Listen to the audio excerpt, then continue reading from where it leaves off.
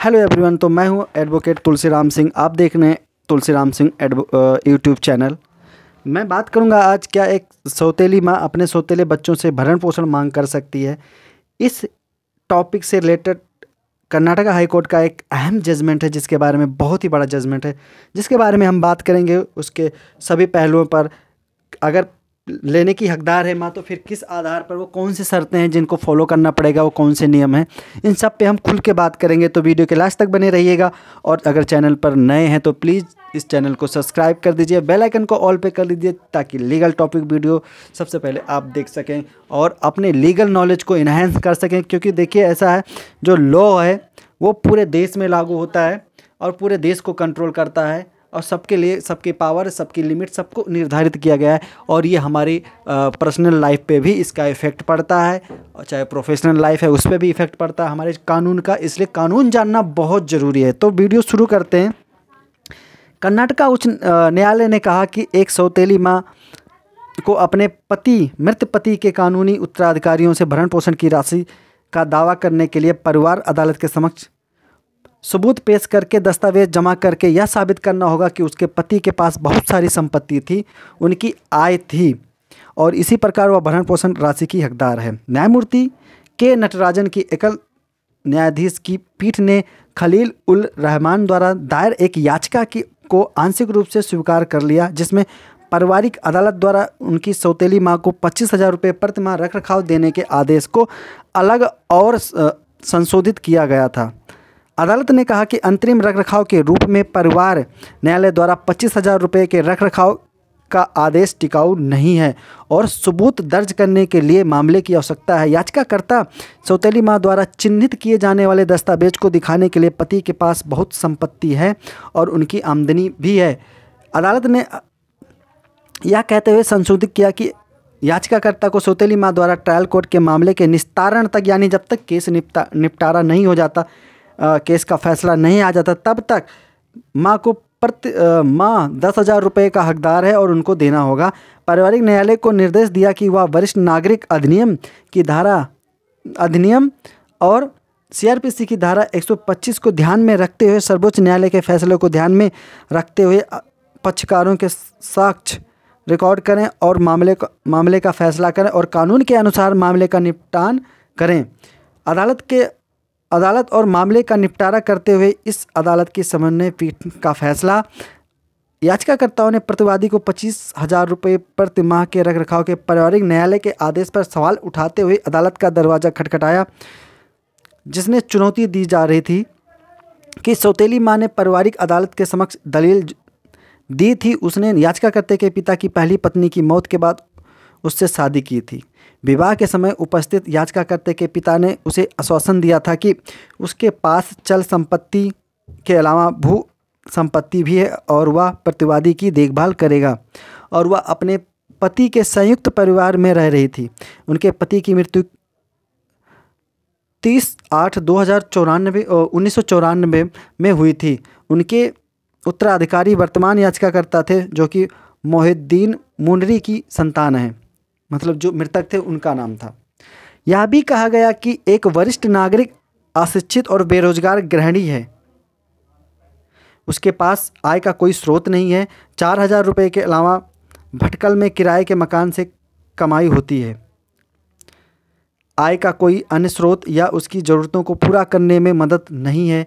उनकी एक बेटी है जो तलाकशुदा भी है, और उनकी एक पोती भी है जो 3 साल की है। यह प्रतिवादी आरटी नगर बेंगलुरु में 12,000 रुपये का एक मासिक किराया दे रही है, और उसे आयु संबंधी समस्या और स्वास्थ्य संबंधी समस्या है, जिनके बाद अपेक्षित आदेश पारित किया गया।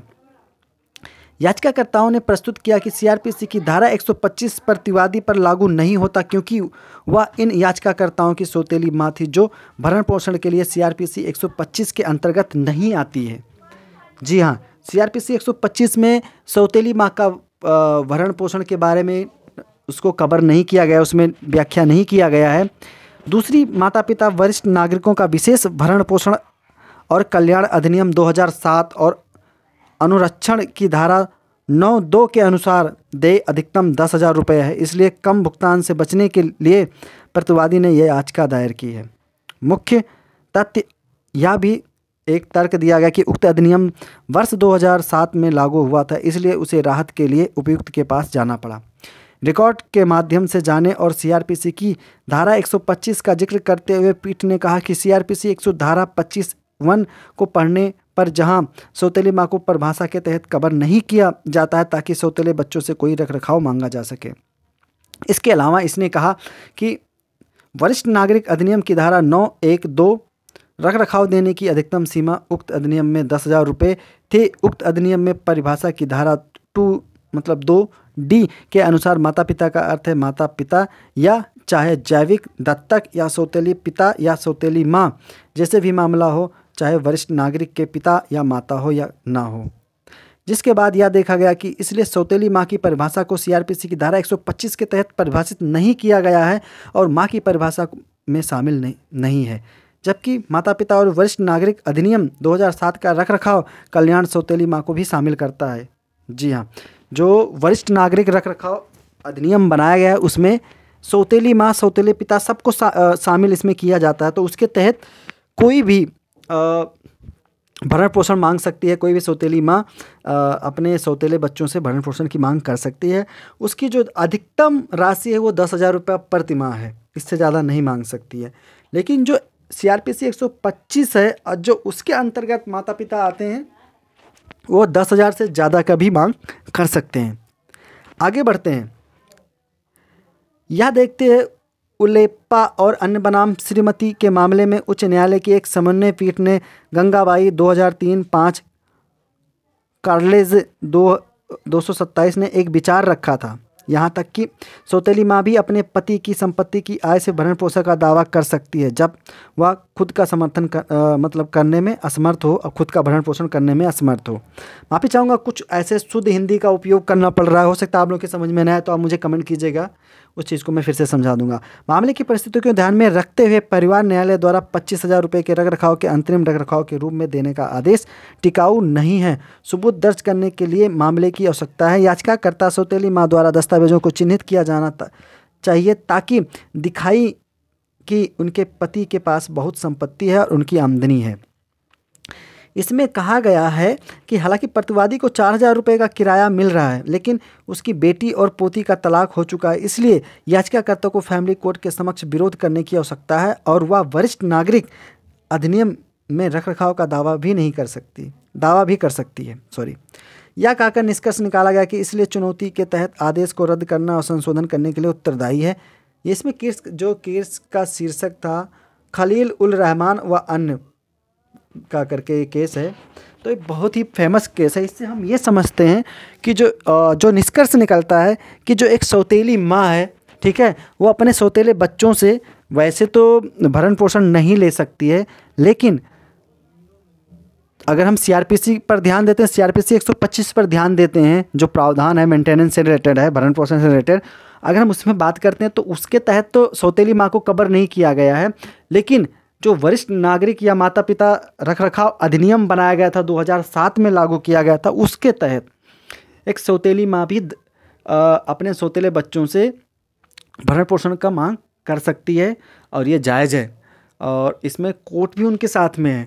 तो और इसकी जो मैक्सिमम राशि है वो 10,000 रुपये प्रति माह है, तो इससे ज़्यादा तो नहीं मांग सकती। लेकिन हाँ, अगर सौतेली माँ नहीं है, जो सीआरपीसी 125 के तहत परिभाषित किया गया है जो नियम, उसके तहत अगर कोई अदर व्यक्ति आता है, माँ बाप आते हैं, तो उनको 10,000 से ऊपर भी मिल सकता है और ज़्यादा भी मिल सकता है। तो आशा करता हूँ इस वीडियो को आप लोगों ने काफ़ी अच्छे से समझा होगा। प्लीज़ अगर चैनल पे नए हैं तो सब्सक्राइब कीजिए, बेल आइकन को ऑल पे कर लीजिए, क्योंकि जो मेरी वीडियो होती है वो आम लोगों के रिलेटेड होती है, आम लोगों के फ़ायदे से रिलेटेड होती है।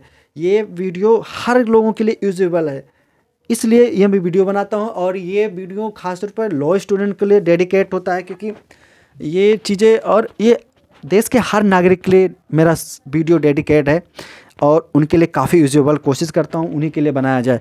तो अगर आपके भी दिमाग में ऐसा कोई सवाल रहा होगा कि क्या सौतेली माँ भी अपने सौतेले बच्चों से भरण पोषण की मांग कर सकती है, तो आशा करता हूँ वो आपका जो डाउट्स था वो क्लियर हो गया होगा और आपकी जो भी समस्या रहेगी उसका समाधान हो गया होगा। दोस्तों, आज संडे था तो मैं सोच रहा था, कई दिन से कई लोगों ने पूछा भी था चूँकि बहुत क्या कहते हैं, कई ऐसे सब्सक्राइबर हैं। पहले बात तो सभी व्यूवर्स को मेरे तरफ से भाई बहुत बहुत सारी बधाइयाँ, बहुत बहुत धन्यवाद आप लोगों का इतना प्यार और वो देने के लिए।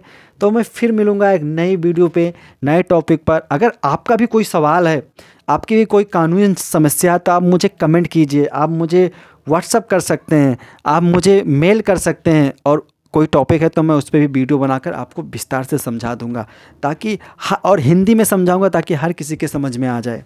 जय हिंद।